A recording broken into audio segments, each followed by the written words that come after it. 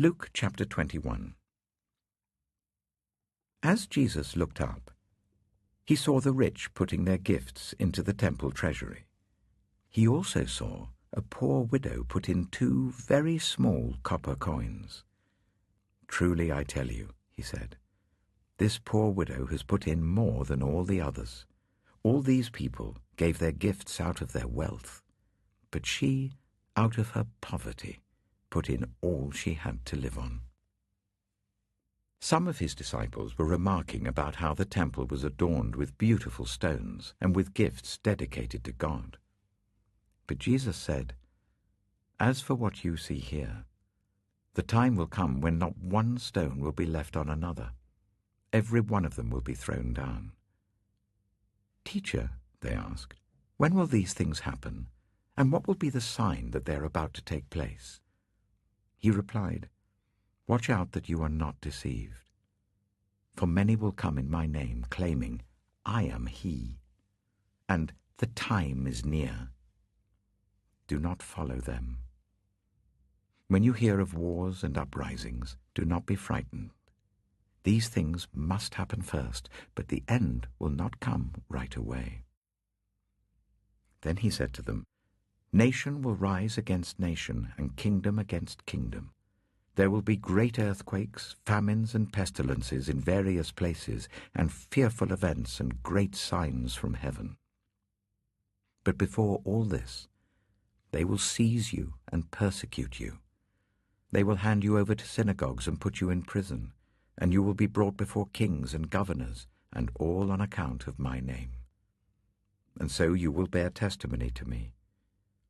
But make up your mind not to worry beforehand how you will defend yourselves. For I will give you words and wisdom that none of your adversaries will be able to resist or contradict. You will be betrayed even by parents, brothers and sisters, relatives and friends, and they will put some of you to death. Everyone will hate you because of me, but not a hair of your head will perish. Stand firm, and you will win life. When you see Jerusalem being surrounded by armies, you will know that its desolation is near. Then let those who are in Judea flee to the mountains. Let those in the city get out, and let those in the country not enter the city. For this is the time of punishment, in fulfillment of all that has been written. How dreadful it will be in those days for pregnant women and nursing mothers. There will be great distress in the land, and wrath against this people. They will fall by the sword, and will be taken as prisoners to all the nations. Jerusalem will be trampled on by the Gentiles, until the times of the Gentiles are fulfilled. There will be signs in the sun, moon, and stars.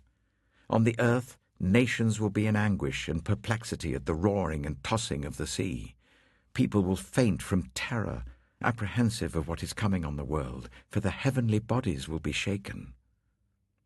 At that time, they will see the Son of Man coming in a cloud with power and great glory. When these things begin to take place, stand up and lift up your heads, because your redemption is drawing near." He told them this parable. "Look at the fig tree and all the trees. When they sprout leaves, you can see for yourselves and know that summer is near. Even so, when you see these things happening, you know that the kingdom of God is near. Truly I tell you, this generation will certainly not pass away until all these things have happened. Heaven and earth will pass away, but my words will never pass away. Be careful, or your hearts will be weighed down with carousing, drunkenness, and the anxieties of life, and that day will close on you suddenly like a trap. For it will come on all those who live on the face of the whole earth.